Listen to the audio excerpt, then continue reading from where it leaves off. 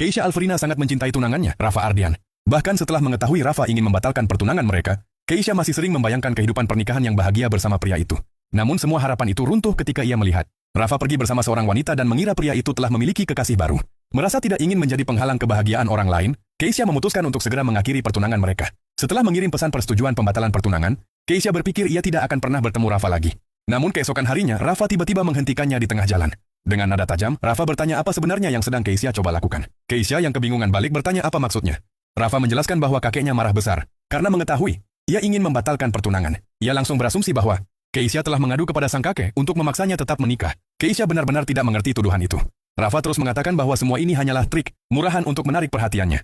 Saat Keisha hendak pergi, Rafa tanpa sengaja menarik lengannya. Akibatnya, kotak kue yang baru dibeli Keisha jatuh ke tanah dan hancur berantakan. Barulah Rafa menjelaskan alasan kemarahannya. Menurutnya, tidak mungkin selain Keisha yang memberitahu kakeknya tentang rencana pembatalan pertunangan itu. Keisha meliriknya dengan jijik sambil memungut kue yang rusak.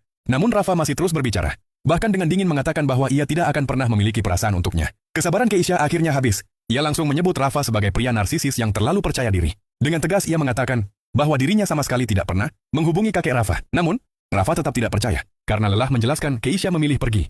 Tetapi sebelum benar-benar meninggalkannya, ia berbalik dan mengatakan bahwa dirinya memang ingin mengakhiri pertunangan itu.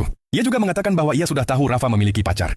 Rafa hampir saja membantah. Namun pada akhirnya ia memilih diam. Baginya, tidak ada gunanya menjelaskan bahwa ia sebenarnya masih lajang. Sebaliknya, ia justru bersikeras bahwa dirinya pasti akan membatalkan pertunangan tersebut. Dengan penuh keyakinan Rafa, bahkan bercanda bahwa ia akan mengganti namanya menjadi hamburger jika gagal melakukannya. Keisha pergi dengan perasaan puas karena akhirnya bisa mengungkapkan isi hatinya. Sementara itu, Rafa tidak menyadari bahwa suatu hari nanti ia akan sangat menyesali kata-katanya sendiri. Saat mereka berjalan menjauh ke arah berlawanan, Rafa tiba-tiba menoleh dan melihat ekspresi sedih di wajah Keisha. Ia mengira gadis itu terluka oleh perkataannya. Padahal kenyataannya, Keisha hanya merasa sangat sedih karena kuenya yang enak kini hancur di jalan. Tak lama kemudian takdir kembali mempertemukan mereka. Keisha menerima telepon dari rumah keluarga. Rafa yang mengabarkan bahwa kakek Ardian tiba-tiba jatuh sakit. Tanpa membuang waktu, Keisha segera bergegas menuju kediaman keluarga Ardian. Pada saat yang sama, Rafa menerima kabar yang sama.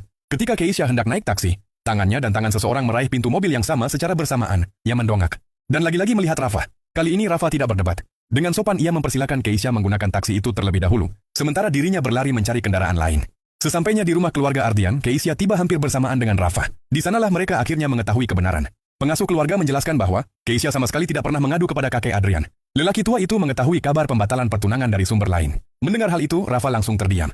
Untuk pertama kalinya, ia menyadari bahwa dirinya telah salah menuduh Keisha selama ini. Dan tanpa disadarinya, benih penyesalan mulai tumbuh di dalam hatinya.